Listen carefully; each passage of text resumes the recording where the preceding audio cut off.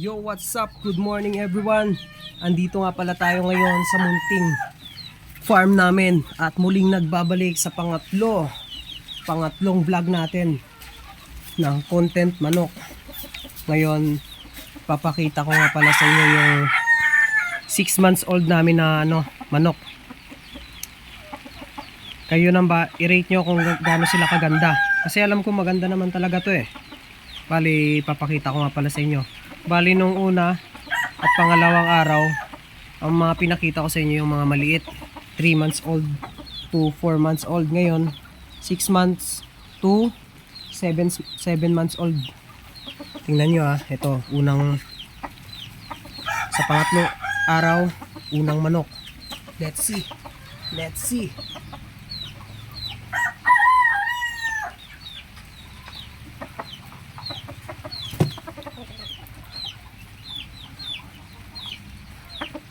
Ano? Ano masasabi nyo? Tingnan nyo na mabuti yung mukha niya. Kasi may mapapansin kayo mamaya. Ipapakita ko tatlong magkakapatid na to yung mga pagkakaiba nila. Kaya tingnan nyo maigi ang postura nito at ang muka.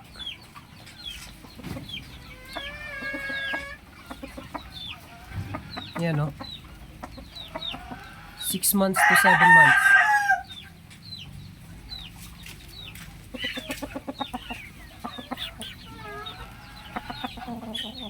Grabe no. Tara, proceed tayo sa sa pangalawa. Kapatid pa rin nun. Umuulan dito ngayon guys. Baka may bagyo yata eh. Tara, ito. Parang ito talaga yung pinakamalakas yung Tingnan nyo kapatid nyo nung nauna. Tingnan nyo yung muka, yung pinagkaiba nila. Kung yun pulang-pula yung muka, ito itim na itim ang muka, negro.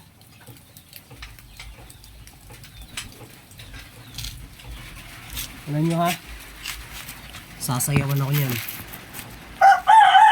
Sige, sayawan mo ako. Higa.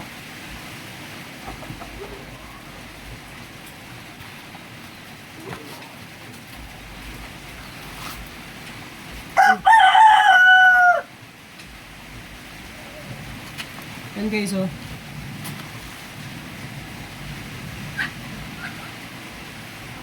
sa palagay nyo, mukhang to 10k to kung ako lang talaga papipresyoin 10k pataas to. 10,000 unang bagsak.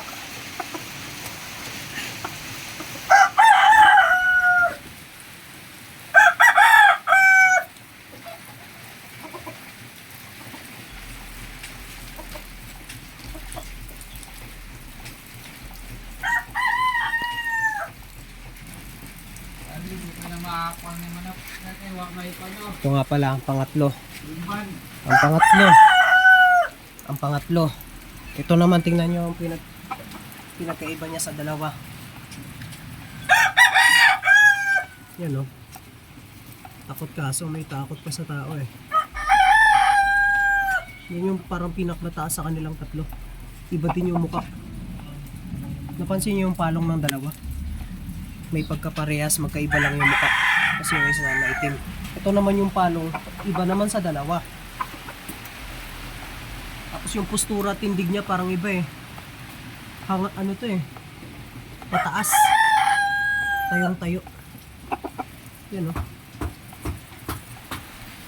So guys, anong masasabi nyo sa pangatlong araw natin ng pagmamanok? Pangatlong araw ng pagbablog. Gusto ko lang pala sa inyo i-share at makahingi ng payo para sa tamang pag-alaga at tamang pagtingin sa mga hayop. Thank you everyone. Maulan na naman. Baha na naman. Kawawa na naman ang mga hayop. Kaya good luck, ingat, God bless.